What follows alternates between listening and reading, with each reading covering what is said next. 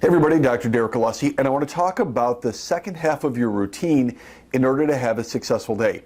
Now, people ask me all the time, what's the most important meal of the day? And the answer is, the one that you're about to eat is. Now, yes, you've heard for 40, 50, 60 years that breakfast is the most important meal of the day.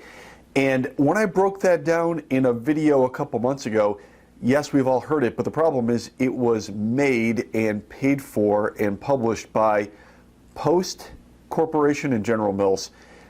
They were trying to sell breakfast foods and breakfast cereals. The meal you're about to eat is the most important meal. Anywhere along the line, if you're having a good meal, that's great. And if you're having a bad meal, that's bad because insulin will go up. And if insulin goes up based upon what you eat, your body has really no choice, if it's healthy, than to produce insulin. And that's a good thing because, well, it means you're healthy. But when you have insulin that's going up, the insulin takes the sugar out of the vessel wall, which once again is a good thing, but it does so to keep the vessel wall healthy, and then it deposits it in storage, also known as fat. And that can be changed or hurt any meal throughout the day, not just a lunch or a dinner or a snack. It could be anything, including breakfast. Now, another point that I want to make is, yes, if you don't have a good start to the day, chances are the day is going to go in the doghouse. If you eat poorly early on, your insulin and your blood sugar will be fluctuating all day long, and you're more likely to have a sandwich or some breads for lunch. You're more likely to have snacks at 3 o'clock or get into things you shouldn't. You're more likely to have a dinner that you know you probably shouldn't. Maybe it's pizza or spaghetti or some type of pasta or rice dish. And you're more likely to go back into the pantry after dinner. Even though you're really not hungry, you're craving because the insulin is going up and down, causing craving signals. So you do want a good start of the day. Now, a lot of people that come to see me as private clients have a great start to the day. Not too many people say to me, Dr. Derek, I really screwed up breakfast. That usually doesn't happen. Usually it happens later on in the day, and part of it is because of your sleep. So we're going to get into it right now. The next thing is post-lunch. For my routine, what I like to do post-lunch is water. I only want to drink water post-lunch. I'm not drinking coffee anymore, even though I do drink black coffee. I stopped drinking in the afternoon. Also, too, I don't want to get into any other type of diet beverage. I'm not looking for a diet soft drink or a diet water. I don't want things that have any type of artificial sweetener in it unless it's stevia, which is very rare for most artificially flavored things. So I don't want a sulfonate potassium, I don't want sucralose, I don't want, even when it says natural flavor, because natural flavor could also mean a lot of things, including sugar in small amounts. That is natural, so is fructose, so is things that you shouldn't be having that will increase your blood sugar level. So I go right to water throughout the rest of the day. I recommend that you get a bottle of water or a glass bottle of water, keep it on your desk, keep it near you, and keep filling it up. If it's filtered, even better. I'm not a huge fan of drinking from plastic all day long. I don't think the BPA is good for your body, and it's certainly not good for the environment. But I do recommend water. Now, if you wanted it to be carbonated, not flavored and carbonated, but carbonated, I think that's perfectly fine. And if you're asking about flavor carbonation, one a day. Don't have any more than that.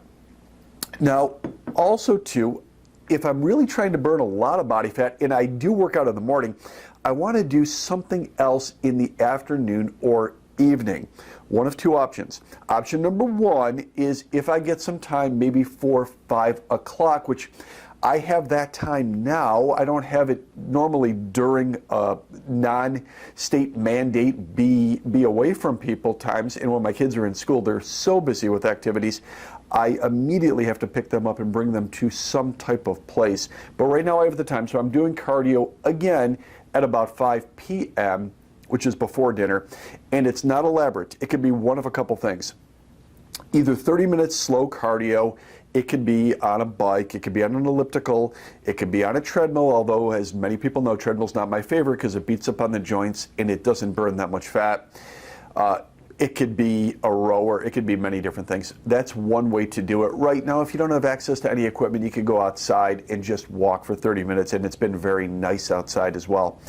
The second way that I do it that could really incinerate a lot of fat is if I do some high intensity intervals in a very short duration in the afternoon.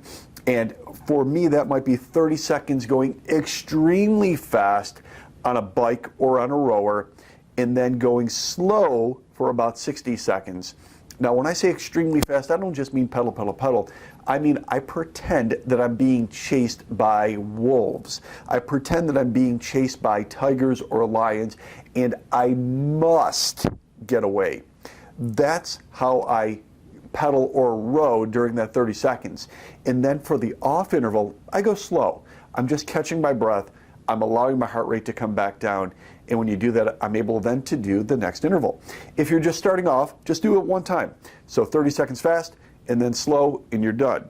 But as you get in better and better shape, you could keep reproducing those intervals. You can do that twice through. You can do that 3 times through. You can do it 4 times through, and so on and so forth. And it's a great way to increase your cardiovascular strength and conditioning and burn a ton of fat. So now I've done my PM cardio. As I talked about in my earlier routine video, whenever you do exercise training, especially if you're working your muscle tissue, if you're doing strength training, or if you're doing cardio with high intensity, you're activating something I mentioned before called your GLUT4 enzyme system. I may have called it a hormone, but it's an enzyme system. That GLUT4 enzyme will help take the sugar out of your fat and utilize it in your muscle tissue. So when you do eat, you won't have the same effect. You're not going to store as much fat. That's why it's always better to eat after you're exercising, for yet just another reason. I'll have dinner with my family, and right now it's being at about 6 o'clock. Normally during the school year and during non-state mandate COVID-19 times, it would be 5 o'clock. And at that time, I'm having protein. I'm having chicken, fish, turkey, beef, pork, something like that. I'll have eggs. I'll have pancakes for dinner. I will. I'll keep it simple. I'll have it something that I enjoy and like, and I want to make sure that my blood sugar stays low. I'll have veggies. I love veggies. I love especially asparagus. I love Brussels sprouts.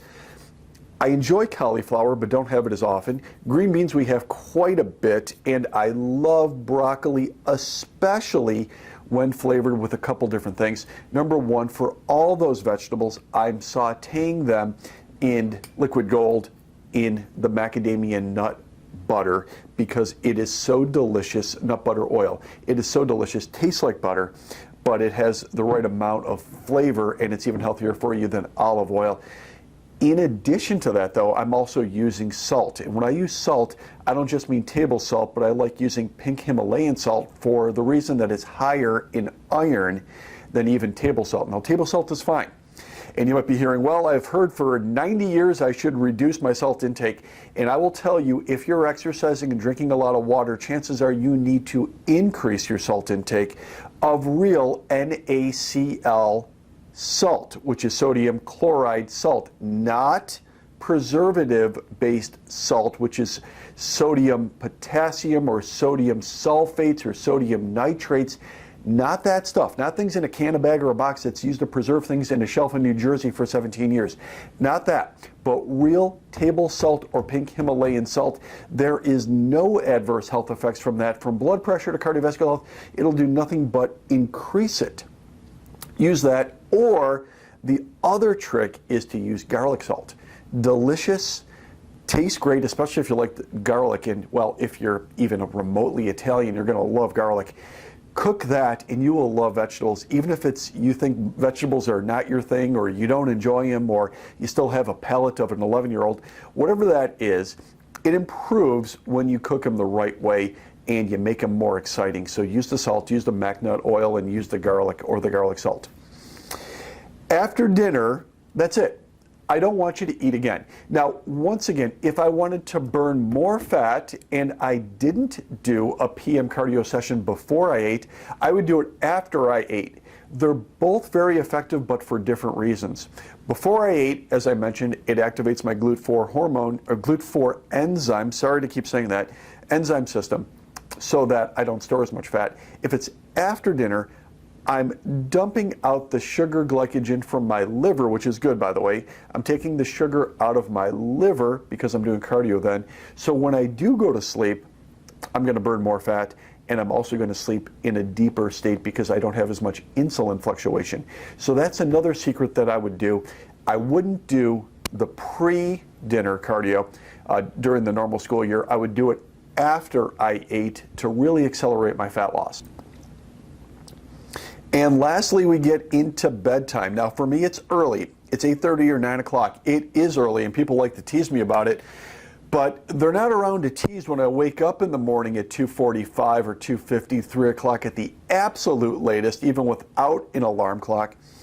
So I have to go to bed early. A couple things. Number one, I like to keep the room at 68 degrees because if you get warm, you're not going to get to deep sleep. In fact, to get to deep sleep, your body temperature must drop 1 degree, and it can't do it if the room is too warm. 68 works for me. Some people, 68 is too cold. Other people, 68 is too warm.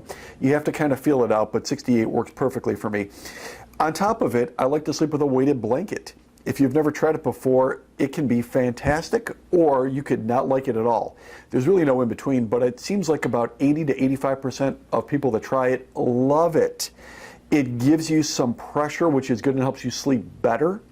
If you've ever tried to sleep on top of covers because you were too warm and you noticed you didn't sleep well that night, it's because you didn't have any pressure to comfort you. The whole theory behind a weighted blanket was it was kind of mimicking ambiotic pressure that we're all accustomed to having before we were born in the womb. And that natural pressure is how our body has, from our limbic system, been trained, and some of it's recreated. Now, whether that is true or not, that's the science behind it, and that's the explanation that I'm told that works so well, and it does work well. For other people, they think a weighted blanket is too heavy. Some people say it could hurt their joints. They feel it in their feet somewhat. I've heard that before. Or they feel as though it moves around and shifts and can be uncomfortable when it lands in the middle of your calf. I haven't experienced that problem myself, and I enjoy sleeping with it. In fact, if I don't have it, if I'm traveling, I miss it. I also like using a cool gel pillow because, once again, I want to stay cool. If you're using a memory foam pillow by itself that doesn't have cool gel technology, it's easy to start sweating. Memory foam will retain heat and your body will sweat. That's why those mattresses from several years ago, which became very popular, then all of a sudden everybody abandoned, is because you can sweat like crazy and you won't get good deep sleep. The room's got to be dark. I prefer blackout shades to make sure that no moonlight or starlight is coming in. I want it very dark in the room. Some people are more sensitive to light than others. And lastly, I use a Dream Sleep machine. A lot of you have seen that before. I talk about it a lot, and I talk about it during our sleep clinics. The Dream Sleep machine I wear at night, and it's an EEG machine that measures the electromagnetic activity of my brain. It can detect what level of sleep I'm in, stage 1, stage 2, stage 3, stage 4, or REM. And when I'm in it, not only is it tracking it and giving me different analytics on it and reports, but on top of it, it has another feature. When you're in deep sleep, it gives you pink noise, which is similar to the wavelength of white noise, to extend the time that you're in deep sleep. In doing so, your body's more rested, more recovered. It also releases more growth hormone, which helps your body repair faster. And for that reason, I don't seem to need much sleep. If you're doing the math and you say, I go to bed at 8:30 or 9 o'clock and I'm up before 3, that's 6.5 hours maximum. Now, every time you read anything, it says you need 7, 8, 9 hours of sleep a night, which is true if you're not getting good deep sleep. I'm able to get well over 3 hours, sometimes even 4 hours of deep sleep in only 6 hours a night of total sleep because of the sleep quality from a lot of the things of my routine. I think my diet plays a huge difference, and in fact, I would tell you your diet is the #1 way that your sleep will be good or bad. But secondly, there's a lot of other techniques that I just shared with you that can also help deep sleep as well. So I know that might not be overly exciting. I know that might not be your routine, but what I would say is take a look at my routine, see how it can be customized and right for you. Because a routine is super important, especially to have long-term success, have energy, and to be healthy. So take a look at that. I put more down below. Hopefully today this video served you. My job, my mission, my passion right now is to help keep you healthy. Super critical, very important right now, and something that's serious. I'm Dr. Derek Alessi, asking you to make the most of your life and live it fit.